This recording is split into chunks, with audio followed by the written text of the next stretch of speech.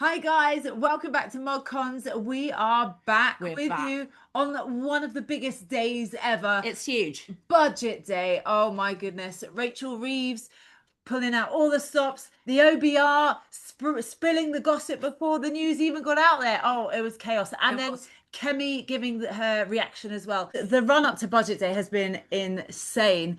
So we thought we'd bring in a couple extra people to give us all the info. Our special expert. Yeah. So how are we going to do this, guys? From the beginning, I think. Yes. Well, we had PMQs before, which was We quite did. a non-event, really. It's true, but also there was breaking news during PMQs. Yes. Which was the OBR report was leaked. It was all the information that Rachel Reeves was going to share with us was already available for everyone to see. And so the whole time she was speaking, everyone was scrolling, They were- reading it for themselves. They were indeed. So I'm not sure. I mean, she did. Mel Stride did comment on that, and the House did kind of make a comment on that. But she said it was nothing to do with me. It's the OBR. It's their fault, not me. Yeah, anyway, absolutely raging. Yeah. wasn't she? She was not happy. To be honest, she looked like a deer in the headlights, more so than normal, when she realised that, the big speech was probably going to save her career and the political party as an entirety Yes. was just blown out of the window, probably by some intern Yes. or somebody. But I think yet again, it wasn't Rachel Reeves' fault, was it? never. Yes, again, that's Never. her fault. I do feel like it was slightly more sinister than that. I It was like am more mixed feeling- really, yeah. like, better. Yeah, I have to admit, there's the second leak as well, isn't it? Yeah. That's the big thing. Is one is an accident, two is not. It's not an accident. No, it's a chaos. strategy. But yeah, okay. So let's start. What was your highlight, guys, or low light? Oh God, yeah. Oh God, where do we begin? To be honest, for me, we already got the doom and gloom out of the way. We knew this was going to be catastrophic, so that kind of wasn't like the big shock. What it was the fact that this was such a brazen attempt to save the Labour Party Yes. and to save Keir Starmer. This was Yes. probably the most political budget I think I've ever worked through, Yeah. or like things like that, because it was just so obvious. Because it was in the build-up. It was Labour values. In other words, please don't make me lose my job. Yeah, yeah. Literally, because apparently in number 10 he's been raging, which I would love to see what that's like. Yeah. But that was the thing that really struck me for me, was the fact that they've just sacrificed the entire country, generations, and for nothing more than votes and him to save his own job. And also to placate the backbenchers, so obviously the two-child benefit cap. Yeah. Yeah. I think the majority of people that even voted for Labour aren't actually in favour of that. I think 60% are in favour of it not being abolished. Yeah. But in order to placate, obviously, when you've got such a big majority, they're going to be the ones in charge to decide whether he goes or not. True. And that's But to be honest, really the backbenchers have been running this government since the welfare, when they lost the 5 welfare. billion, When they couldn't cut 5 billion, you knew we were in a lot of trouble. exactly. 'Cause I mean, that was like the definition of a pipette's worth in the Atlantic Ocean in terms of when we have to tackle the welfare bill, because the size of it. Over what is it? 386 billion. Yeah. That's an astronomical amount of money. It's the problem that we have is called big numbers. In other words, nobody can really quantify that. Yeah. It's why you measure things in football fields. Yeah. But Yeah. Although unfortunately, they can't quantify a football field. no, I have to big. admit, it's big. But it's absolutely just astounding that they got rid of the two child. But the one that really gets me, and I know a lot of people have a go at me for it, is the triple lock on the pensions. Yeah. That is the noose around this country's neck. And it's got to be tackled. Yeah. It has to be, because there's not going to be a pension system by the time we get to retire, which is probably going to be about 104 at this point. But Well, it's they're not locked in crazy. that until the end of the parliament. But Yeah. the weird thing is that they, abolished the two-child benefit cap after already removing the whip from 7 of their own backbenchers for doing this wanting this Exactly. exact same thing. So it just proves that it's completely political. Yeah, I think we kind of knew that was going to that they were going to scrap the two-child benefit quite a while before, because they gave them the whip back. Yes. And because they True. need the votes. Like they don't want to risk any kind of rebellion. But I'm not being funny. The backbenchers will love this in the Labour Party, won't they? Yeah. Like, it was just everything that they wanted. Yeah. Because like I said, they didn't tackle the welfare bill, the two-child benefit thing, and honestly, the amount of money that we are pouring into absolute nonsense yet again. Yeah. It's not things that would help productivity. It's not things that would help the economy. It's things that make you feel better. And if Rachel Reeves uses the excuse of "what about the children?" I know. Oh, it was. It was the all about. Conservatives. It's true. It was all about woe is me, and it was sort of the sympathy vote. You can't sympathise when everyone is like struggling already. Yes, and exactly. you're still going to tax them to the heights. That is just not the way to do it. People are going to lose sympathy very quickly. Yeah. Yes. Now, Just like back on the welfare, obviously it's going to raise, it's going up by 73.2 billion over the next 5 years, so to 406 billion, of which 34 billion is the triple lock. Yeah. wow. Big numbers, guys. Conservatives eventually will have to get rid of the triple lock. I think they're just waiting until the right Well, time. I was kind of hoping that Labour would do it, so we didn't have to. But this was actually their pitch at the general election, wasn't it? That the unions would work for them, that the civil service they could bring in line, they could do all the big reforming stuff because they were the Labour Party. And they just didn't. Yeah. And well, I don't know why we're surprised, but I have to admit, just the way that all of this has been put together, the leaks, the way that they've used the public as a collective kind of what do they call it, a focus group. Yes. Do they not understand that when you start threatening things in the economy, very rich people don't like it, and the markets don't like it, and the capital flight is now a very real thing. What is it? The top 1% pay 29% of the taxes or something like that. And it's like that is when you get rid of the rich people, where do you think the money is going to come from? And when you've got no growth and just recording, everybody's in the public sector apparently or working from home. It's just insanity. Today was just insanity, but I drink, so it's fine. It's a weird one. It's like gaslighting 101 again. She literally had the gall to say growth doesn't appear out of thin air. It's created by founders who take risks and who get their savings, who put their savings into an idea. I'm like, well, yeah, exactly. So why are you taxing them more? Why are we doing this? It was an odd one. Obviously, she said that she wants to make Britain the best place to start up, to scale.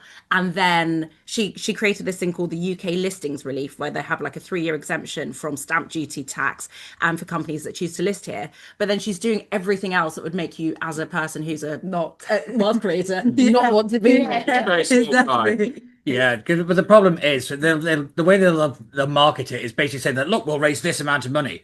But what they don't realise is that the year after, they won't raise half the amount of money because everybody will have left. They will find a way around it. I mean, the fact that people have already worked a way around some of the inheritance tax stuff, already now tells you how badly this has been put together. But that's just most stuff that's come out of the Treasury for the last 40 years, I'm afraid. Like the kind of way it's not been locked down to be able to shut down the loopholes, which is the bigger problem in many respects. But again, it's just one of those things where it just leads you to drink. Yes.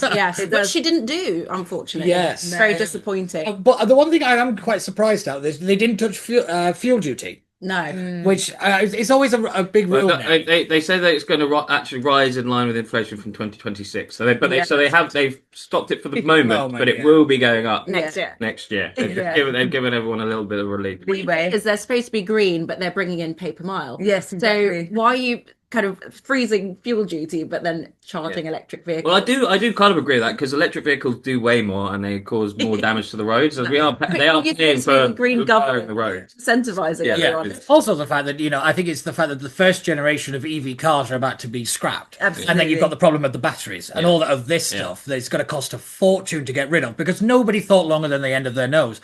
And yet again, here we are spending more money on the net zero and the green crap. It's absolutely astronomical, the amount of money we are wasting. But the problem is our economy is so intertwined with it now that just to kind of scrap it, like some political parties want to, you just send the economy into kind of like a toxic shock situation. I really don't think people understand just how intricately net zero, DI, all the things that we don't particularly like or whatever, is our economy. And, we're pushing the service sector to its absolute breaking point. And like you said, most people who want to take a risk have already left the country anyway. I mean, Charlie Mullins is a prime example. The guy is as British as stereotypical as you come, and he's been in, I think he's in Abu Dhabi or Dubai already. Their biggest donors has already left as well.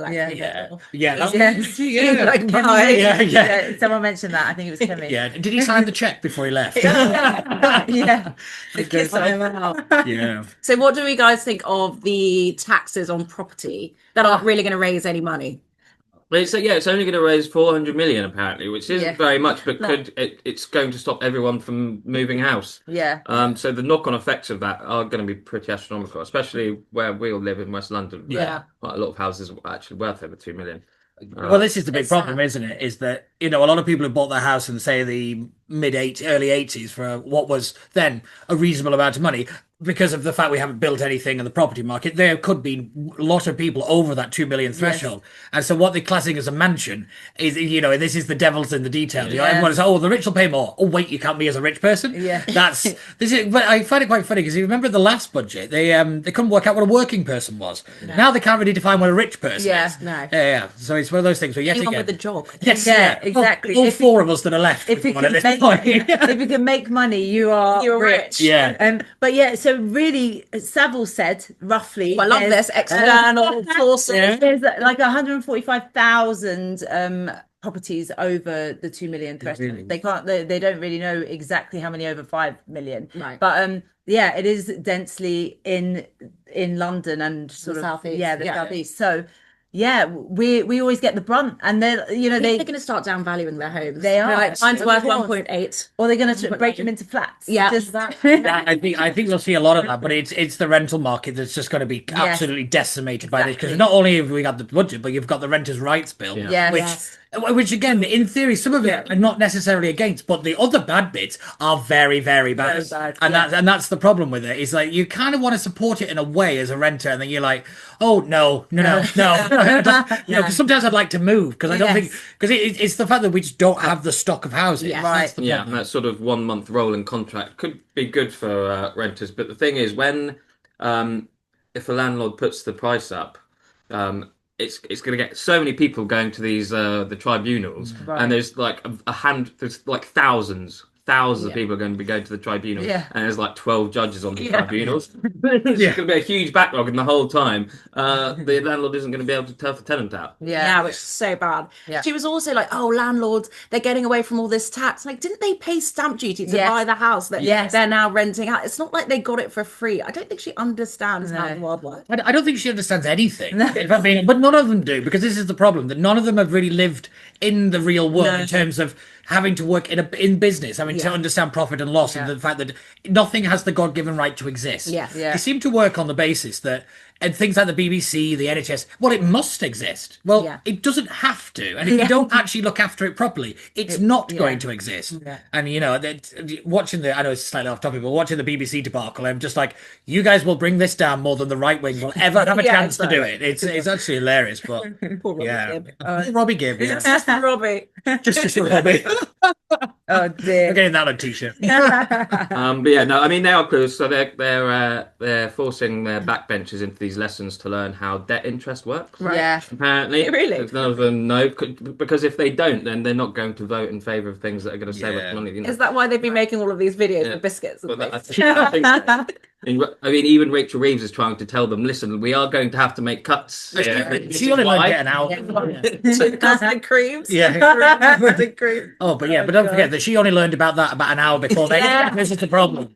Blind leading the blind. It really is. What £1 out of every £10 that the government is spending is going on debt. So let's spend more on welfare. Something to think about. Yeah, exactly. Which exactly just kind of that's why it doesn't make sense. Why are you scrapping the 2-child cap? Because it's extra money. Why? And they're saying, but we're making money from here. No, we're still spending. We're still at a loss, guys. We're still in debt, guys. Like, why do you not get it? It's very. I think it's yet again. It's that problem of it's such a big number. And it's such a very complicated way of explaining it that people have done, that people don't want to think about it. And also we still have this idea that we're a very rich country. Now, in some regards we are, in others we're definitely not.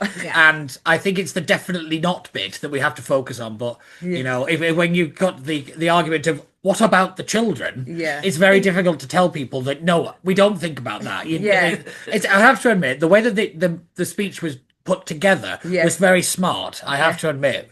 That's probably the smartest bit about it, which is probably the bigger problem. But there we are. The thing is, we had farmers outside protesting whilst all this was going on, because obviously they've been subject to the IHT increases. And they were getting arrested. Did I read somewhere that Nigel Farage is going to pay for the defences or something like that? We're just so jumping on the bandwagon. Just to pick at up least on they it. don't have to. They They save some money. Come on. The thing that really gets me on this is not so long ago, Nigel Farage was very in favour of scrapping the two-child benefit cap. So the idea of economic competency and reform, I just don't understand it. And this is why, like, they're doing everything they can to discredit the Conservatives on their economic record, because even now they're still the most trusted party. Totally, and I think it's because they have shown in the past that they are willing to make the tough decisions, and I think that will be the saving grace of the party. I genuinely do. It'll be a tough fight, but I still think, and I said it quite a while ago, that it's the economics that will save the Tories. Because there are still some sensible people there. But I have to admit, what did everybody think of Kemi's?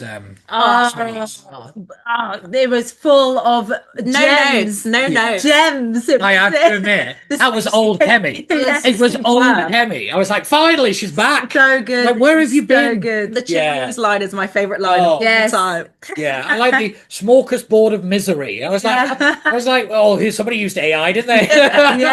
An exercise in self-delusion. I mean, she kept giving some. You'd hope it would be good, open goal. It needed to be. I have to admit, I like the one where, because Rachel Reeves has come out and said the only reason people are criticising her is because she's a woman, and Kemi went, well, as a woman, let me tell you why you're wrong. You're just incompetent.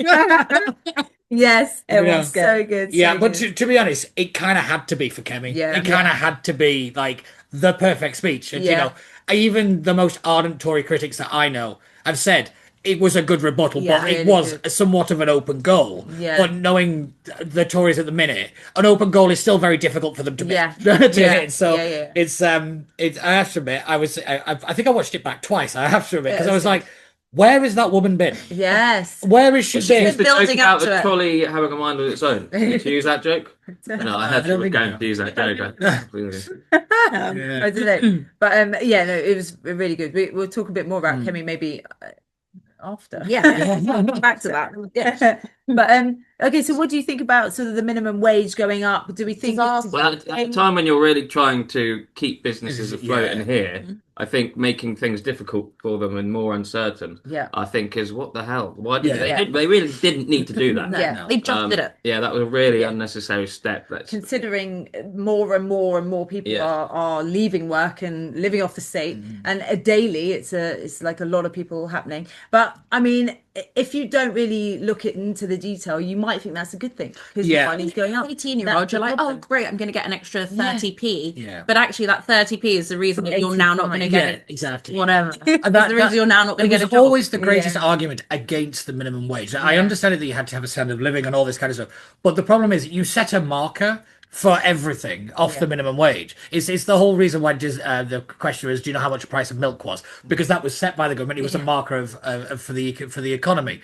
And when you like you say, when you just keep raising it and raising it and raising it, but then you don't alter the tax thresholds and all the rest, like you're just playing politics with the economy. And this is why we're in the mess that we are. It's because we're headline chasing and we're not actually doing what is necessary for the economy in the long term.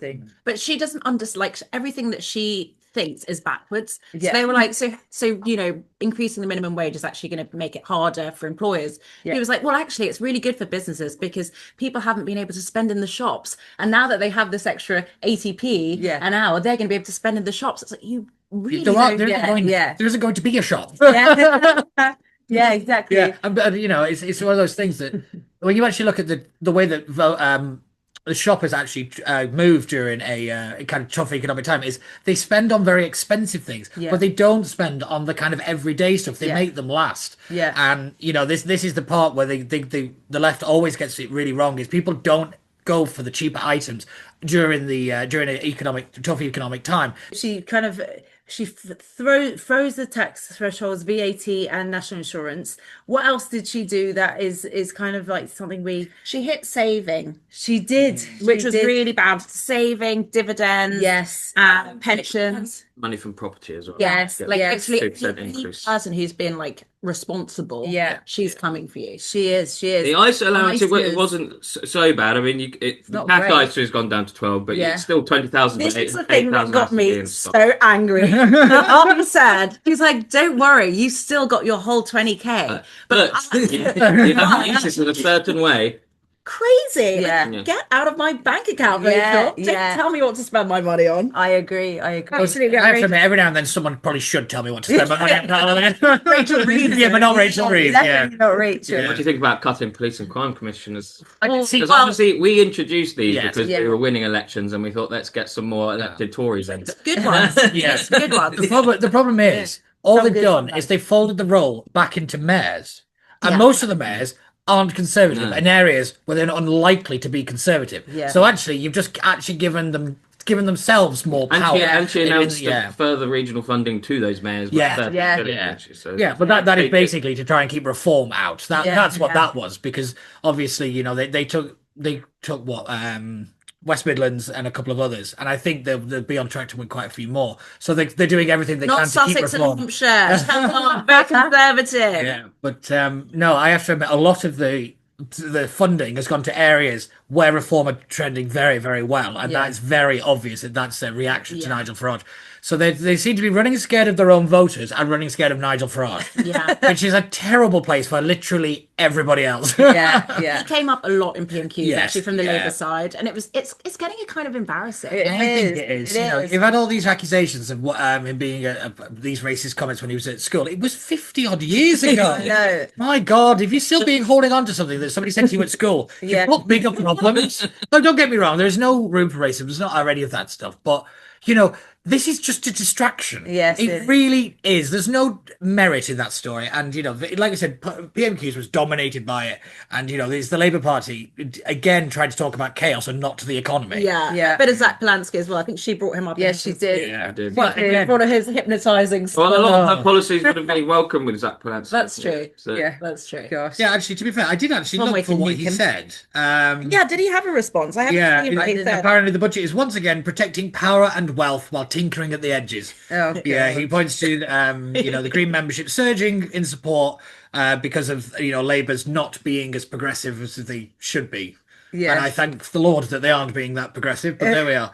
The big one for me that it isn't getting a lot of attention was the windfall tax in the energy sector, because this is the reason we don't have growth. Is because our bills are 5 times higher than than America. Yeah. Our energy bills are 5 times higher. It is absolutely ridiculous that you will never get, no civilization has ever got growth with high energy costs or high production costs over energy. It is just absurd to me. And you had every industry expert from the small firm to the big one saying a windfall tax is the stupidest thing to do. But yet again, it's mad Ed Miliband wandering around ruining the nation with his wavy arms and wanting to go to COP all the Baking time. It's sandwiches. just She did say that the average household is going to save £150 per year. That doesn't satisfy you. No, because they're already taken over like 450 off me. I just get less of my own money back. They give you a little bit back of your own. Yeah, it's Okay, wanting to try and get some good news out of this, I think Good luck. the small token of appreciation, bus, rail, and prescriptions all stay as is. They didn't go up. Is that good? Well, they're high enough already. yeah. More of my pay packet. I'd rather have more of my wage Yeah. than you give me like a 50p deduction on my prescription. Yeah, Yeah. and also if you look at the transport situation, they're just going to go on strike again and get more money. Well, yeah, which they then will. only increases inflation, which then increases the cost of everything because your pound doesn't stretch as far. This is the one thing that people on strike don't understand: is that you're making things more expensive. You might be thinking you're getting more money, but because we're having to print more of it, you're actually making things more expensive, and you've got to stop. Not because I don't disagree with your right to strike or anything. You're just making everything worse. Yeah, I agree. So those were the only sort of potentially positives Yeah. that I She did a could- gambling tax. Oh yeah, well yeah. It's not a positive. No, That's- but that's what they would Yes, consider. they would say because gambling's bad and all that. But they said It's you just don't to like give us worse gambling odds. person. yeah. 50% now. That's crazy on online gambling. That's quite a hike. Yeah, but you can still go to the horses, Yes. the races, And the everyone- bingo. and the bingo. The bingo got a huge, I know. like rowdy. What's wrong with these people, man? This is like, why is this a priority? Because they think it's we a had real- a bingo budget, didn't we? Was it passes? No, was it something in bingo? I'm sure. I remember there was what? Team. Yeah, I remember we had a bingo because the word omnishambles has been used in the media more times today than it has ever been, Yeah, true. and everybody's just like, we need a new word Yeah. for what this one is. Yeah, and it does need a new word. because it was from the thick of it, wasn't it? It was, but the difference with on the Omnichannel's budget, which was George Osborne, was he managed to get through the end of the speech before the markets collapsed. Like Rachel Reeves did one better, and she collapsed the market before the speech. I have to admit, it's quite a skill that woman's got. She is very talented. Yeah. I know she was a talent we need now. Yeah. Maybe we should get her to tell her what she would do, and then we do the opposite. Oh dear. But yeah, I don't know. I don't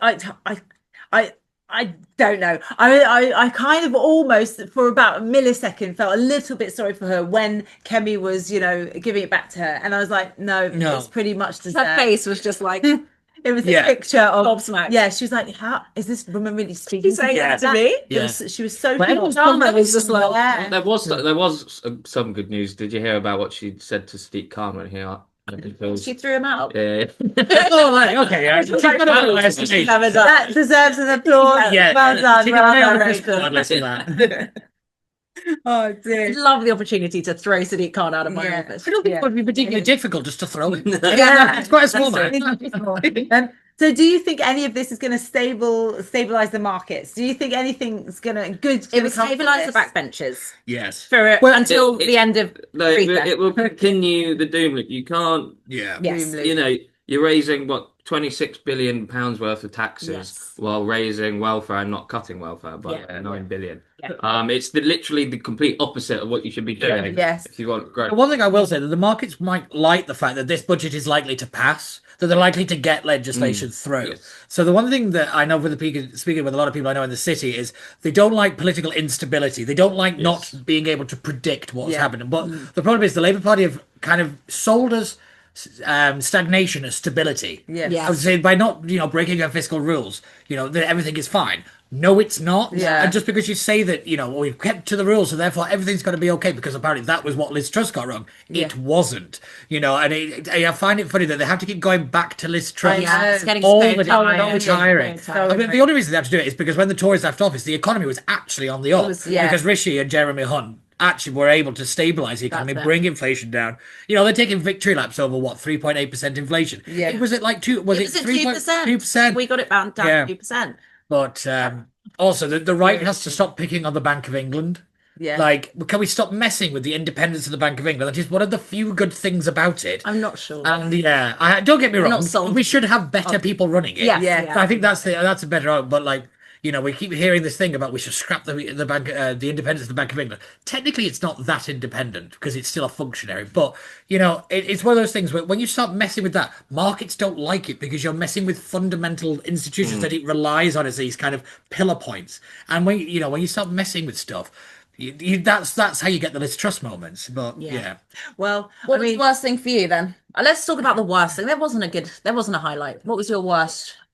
Low light. There's a few. I got really angry with the sort of mansion tax. I was just like, why? It's just another thing. I think with the two-child cap, people really are not having kids or haven't had kids because they don't want to, rely on the state, or they don't want to worry about finances. And then you're just going to let people that are like happy to do it. Yeah, it's ridiculous. I think her little sort of snide comments too, when she was sort of for example, what was it? I think, when she mentioned the two-child cap and she was giving the sob story about it. Yeah. And then when obviously the Tories and the other side of the house were sort of saying, this is a bad idea, booing or whatever they do. She's like, see how horrible these people are. That is just ridiculous. Like, it's absolutely ridiculous. And she did a few of these snide things, which I think it's entertaining, but it kind of just made me want to. Yeah, but what's interesting when you look at that, though, when you listen to the ministers who were on the media rounds after it, they all repeated the same line. Right. What was quite interesting was this is actually probably one of the most, despite the leak at the beginning, one of the most coordinated message kind of rollouts that the government had in quite some time. In other words, they are all singing from the same hymn sheet. That was released a bit early, but there's the point. But she had to beg them yesterday. Yes, in a meeting, like, please support me, please. I'm going to be here. I swear, I'm going to be here for another week, or another month. I swear. I actually think now she will. I genuinely think she saved her job here. Yeah. Well, she's done the country over, but there we are. What was your highlight, Stuart? Or low light? When it ended. I think it's the general stats from the ABR. So we've got the tax burden is going to rise to record levels, 38% of GDP by 2031, which is the highest it's ever been. Productivity growth has actually been downgraded to 1%. It has. Because that was our fault, apparently. Yeah. Like, haven't you been here for a year? Debt to GDP is going to go from 95% to 96%. Terrible. And so our net financial debt will this year be 2.6 trillion. Trillion, guys. Those are very big, scary figures. Yeah. And I think we should be a little bit worried about those. Yeah. But yeah, for me, I think it was Kemi's response. I thought it was nice to see the Conservatives on the attack for a change, and actually kind of boxing off a lot of the criticisms that's been thrown at them, rather unfairly, I have to admit, because people seem to forget that in that 14 years, rather a lot happened. A lot, and don't get me wrong, they made some very big mistakes, and they didn't do certain things that they should have done, but. They left office at an upticked economy, so it is one of those things. Voted for us 4 times. It's not like we were just there. I do think the one thing that I think is going to be a good thing to come out of it, but it's a bad thing at the moment, is that the next general election has been set. And that is the issue of fairness, and it's the economy. Everyone keeps saying it's about immigration. It's not. It's the economy. Because the issue of fairness was very stark now that this budget was an attack on middle England, middle class, those who want to kind of move up the social ladder and all that kind of stuff. And the government said no. And they said, we're going to take it off you, or we're going to give it to somebody who just wants to stay at home all the time. I think that is probably the good thing to come out of it, because I think every political party now has to up its game. Has to actually come out with some policies to combat all of this, because it's easy to sit and say it's terrible. But if I was the Tories, what I would do probably 2 weeks' time, have their own budget. And says this is what you should have done. But we already kind of said what we're doing. Abolish stamp duty, business rates, things that are going to move things forward. But I think now, because what you need to do is have the 2 weeks to soak up all the negativity in the Labour Party, and then you can then say, see how terrible they are. We're the sensible people in the room. Because reform can't really come back on this stuff because Nigel wanted to have the 2-child benefit. So that is cuts him off immediately. She did touch on it though in her response. She kind of say, we were going to do this, and this. She kind of did. I think we're looking like the the economically competent people, which is basically all we've got really. That's USD at the moment. Reform, have immigration. We can match what they say on immigration, whether people believe us or not. What we really have is our economic credibility, which we still have. And I think we just dig in for the next 6 months. And people, it takes 2 years for people to forget the general election loss. So we're coming from that. They're already starting to miss us, to be honest. I mean, I think they're like, they were bad, but not as bad as you. Great. I do think, because people keep trying to get the kind of ardent reformer back, and they're not coming back. There's a lot of soft reform kind of that have moved over, but will very happily come back over because of things like the economy. Because when you look, when people like the rhetoric of reform, when they bring out the policy, they don't really like it very much. And the fact that they've had all this time, the only real economic policy that they've really kept on to is the crypto one. And and I was like, well, that was a bit niche. Everything they announced, they've had to roll back because apparently they've only just realised that the economy isn't very good. So that was 90 billion in tax cuts. Everybody knew that wasn't going to happen, but it's irresponsible of parties to keep doing that, because it pushes everybody to keep cutting, promising all these tax cuts. They're never going to happen. Then the electorate go, well, you lied to us. Well, we kind of had to, because you wouldn't have voted for us because they were lying, and it's a really bad ecosystem that we've got at the moment. It is. It really is. But what do you think about when, for example, Nigel and his, reform team, they kind of say, oh, we're going to do this policy and then put people in position to make it happen. How about that? This idea of having non-politicians kind of in Westminster and these experts, they're basically like an American cabinet. It doesn't work. It's not our system. They're just admitting that they don't have the people. They don't have the. Well, this is the big problem. It sounds good to begin with. Actually, when they come in, they don't know how the levers work, what to pull, how to do things, and they don't feel comfortable when they sort of and also the big problem is we've tried this before, where we bring in experts in the business field, and the civil service just crushes them. I look at every single person they brought in as an outside expert to try to streamline things. I think they end up being like, they go native, don't they? And they end up being captured by the blob. It's kind of, it just kind of sucks them in. But it's one of those things, like you say, it sounds good on paper. It's a nice idea, but until you actually reform the blob, it's a pointless exercise. Okay, so you think Rachel's going to stay now because of this budget? What about Starmer? Is he still going to stay? I've always said he was going to stay in the first place. Yeah. I love that she called them Laurel and Foolhardy. Yeah. I was on another show, and they said somebody rang in and they said, "Oh, it's like Laurel and Hardy," and somebody else rang in and said, "That's offensive to Laurel and Hardy." That did make me laugh. But I've always said that realistically, Starmer's played a blinder because there's nobody else. No. Yeah. This is the problem. If you look at the next people down on the list who was likely to get the job, they're not going to be MPs at the next general election because their seats are under threat. West Streeting has a majority of 1.1%. Yeah. It's ridiculous to even consider him. Yeah. You know, the NEC of the Labour Party are stupid, but they're not that stupid. Yeah. I do think they may vote for Angela Rayner, though. Kemi brought her up today in PMQs. She said, "Are you going to make her pay her tax back?" Yeah. And he just ignored her. Yeah. Yeah. Of course. Yes. But a couple of days ago, someone was really nice about Angela Rayner, saying, "Oh, I can't wait to welcome her back into cabinet." Because he knows she's on manoeuvres. Yes. Yeah. And she actually has support within the party. To be honest, she's better at manoeuvres than NATO are at the moment. It's true. Which is funny, but yeah, that was one thing that didn't seem to get a lot of mention. Yeah. Was defence, actually. Yeah. Yeah, she mentioned it a little bit. You know, she was trying to keep everything in the UK. Yeah. The thing is, we can't make things. If you looked at Ajax We today, used to be able so to make we've spent billions on these in like 20 years. And then a couple of people got injured because their hearing got ruined from testing them. So like, let's take them out and let's spend another 2 years trying to fix that. And then they've just released them and 22 people were hospitalized. Oh my God. Because these things weren't fixed. We're not very good at stuff. The MOD needs complete. We're good at services. We're very good at services. Well, this is the problem, is we're stretching those to like within an inch of their lives at the moment. Yeah. So like we keep relying on it, and that's the only thing that's keeping us afloat. And you know, all it takes is one of the countries to start maybe doing it just a little bit better, a little bit cheaper. And we are in a lot of trouble because, you know, we hollowed out everything because everybody wanted health and safety and you know, the national minimum wage.